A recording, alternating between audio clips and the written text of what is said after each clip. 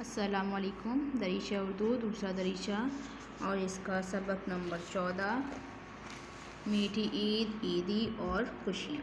آج ہم اس کو پڑھیں گے۔ میٹھی عید عید الفطر کو کہتے ہیں۔ اس میں بچوں کی عید ہوتی ہے، بہت ساری عیدی ملتی ہے اور جو ہے سب خوشیاں مناتے ہیں۔ اس کے بارے میں آج ہم اس کے بارے میں پڑھیں گے۔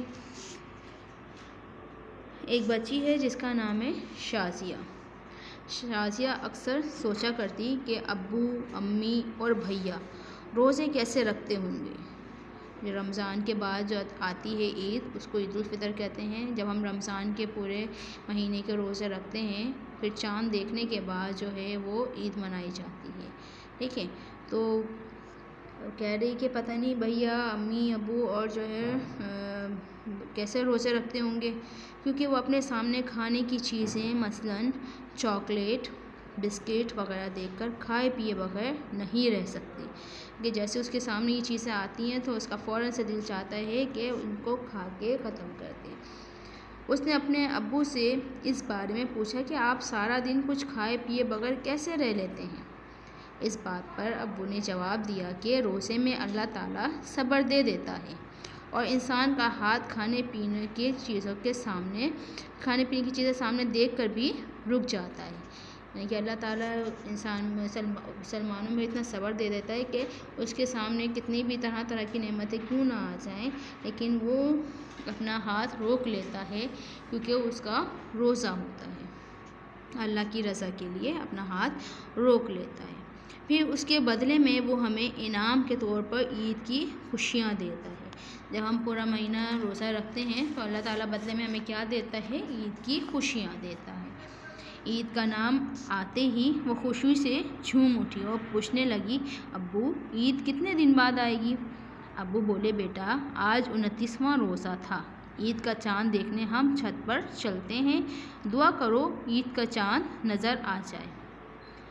تو عید جو روزے ہوتے ہیں وہ تو یا تو 29 ہوتے ہیں یا پھر 30 ہوتے ہیں۔ 29ویں کو اگر چاند نظر نہیں آتا ہے تو 30ویں روزے کو جو ہے 30ویں روزے کے بعد جو ہے وہ عید ہوتی ہے لازمی۔ ٹھیک ہے، تو 29واں روزہ ہے، اس کے ابو جو ہے وہ کہہ رہے ہیں کہ آج جو ہے چاند نظر آ جائے، دعا کرو، اور جو ہے اس کو لے کے چھت پر چلے جاتے ہیں۔ امی، ابو، بھیا اور شازیہ چھت پر جا کر عید کا چاند دیکھنے کی کوشش کرنے لگے۔ اتنے میں پٹاخے پھوٹنے کی آواز آئی اور ساتھ ہی ایک شور بلند ہوا، چاند نظر آ گیا، چاند نظر آ گیا۔ کچھ دیر میں انہیں بھی باریک سا چاند بڑی مشکل سے نظر آ ہی گیا۔ جو چاند ہوتے ہیں پہلی تاریخ کے بہت مشکل سے نظر آتے ہیں، اور یہ بالکل اس طریقے کا دیکھیں یہاں پہ ہوتا ہے، اس طریقے کا ہوتا ہے۔ ٹھیک ہے، نظر آ ہی گیا۔ ابو کی دیکھا دیکھی سب نے دعا کے لیے ہاتھ اٹھا لیے۔ جب بھی نیا چاند دیکھتے ہیں تو دعا کے لیے ہاتھ اٹھاتے ہیں، دعا مانگتے ہیں۔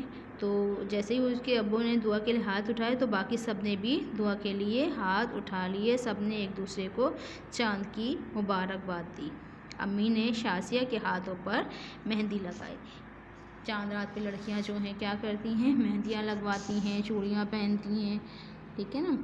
عید کے دن امی نے سیویاں پکائیں، سب نے مل کر کھائیں، پڑوسیوں کو بھی بھیجیں۔ ابو نے کچھ روپے غریبوں کو بھیجے۔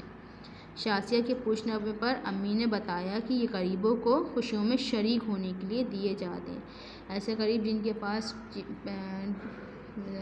عید کے اوپر خرچ کرنے کے لیے پیسے نہیں ہوتے ہیں تو ان کو پیسے دیے جاتے ہیں تاکہ وہ بھی عید کی خوشیوں میں شامل ہو سکیں، ان کے گھر بھی کچھ اچھا بن سکے اور وہ بھی کچھ عید کی تیاری کر سکیں۔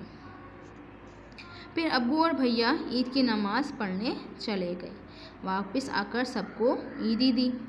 دن بھر مہمان آتے جاتے رہے، عیدی کا تبادلہ ہوتا رہا، یعنی کہ جو بھی مہمان آ رہا تھا ان کو عیدی دی بھی جا رہی تھی اور ان سے عیدی لی بھی جا رہی تھی۔ مزے مزے کے پکوان بنے، سب نے مل کر کھانا کھایا۔ پکوان یعنی کہ مزے کے اچھے اچھے کھانے بنتے رہے اور سب جو ہے خوشی سے ان کو کھاتے رہے، سارے مہمانوں کی خاطر تواضع ہوتی رہی۔ سارا دن ٹی وی پر عید کے پروگرام دکھائے جاتے رہے۔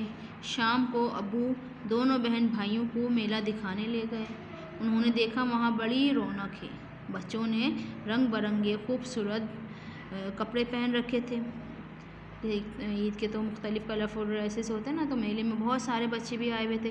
उनके अलग अलग कलर्स के जो है कपड़े थे, तो सभी बहुत ज़्यादा अच्छे लग रहे थे।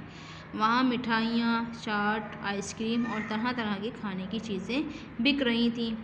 बच्चे बड़े शौक़ से चीज़ें ख़रीदते और मज़े ले लेकर खाते। कभी झूले झूलते, कभी गुब्बारे ख़रीदते। उन्होंने भी अपनी पसंद की चीज़ें खाईं और खिलौने ख़रीदे।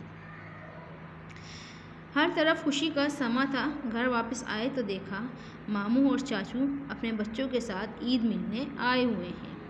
सब बच्चे एक दूसरे को ईद की बातें सुनाने लगे कि उन्होंने दिन भर में क्या किया, कहाँ गए, कितने ईद के पैसे मिले, कैसे कैसे मज़े करे। उनके चेहरे खुशी से दमकने लगे और बहुत बेचैनी से अगली ईद का इंतज़ार करने लगे। उम्मीद है आपको ये सबक जो है अच्छा सा समझ में आ गया होगा। ठीक है, आप लोग घर पे भी इसकी रीडिंग करिएगा, और जो समझ में ना आए, जो पढ़ना ना आए, वो अपने बड़ों से पूछ लीजिएगा। ठीक है, अल्लाह हाफ़िज़।